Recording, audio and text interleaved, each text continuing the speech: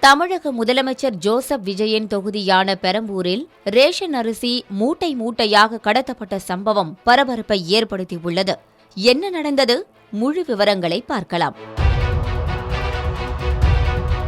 சென்னை பெரம்பூர் தொகுதியில் பொதுமக்களுக்கு வழங்கப்பட வேண்டிய ரேஷன் அரிசி சட்டவிரோதமாக கடத்தப்பட்டதாக கூறப்படும் சம்பவம் வெளியாகியுள்ளது.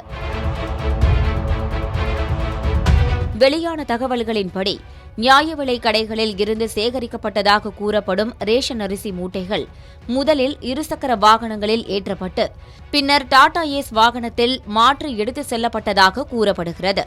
தமிழகத்தில் ரேஷன் அரிசி கடத்தலை தடுக்க அதிகாரிகள் தொடர்ந்து கண்காணிப்பு மற்றும் ஆய்வுகளை மேற்கொண்டு வரும் நிலையில் இந்த சம்பவம் மீண்டும் பல்வேறு கேள்விகளை எழுப்பியுள்ளது.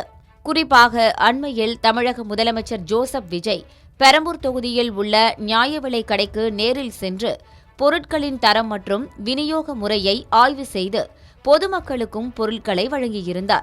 இந்நிலையில் அதே பெரம்பூர் தொகுதியிலேயே ரேஷன் அரிசி கடத்தப்பட்டதாக கூறப்படும் தகவல் வெளியாகியுள்ளது.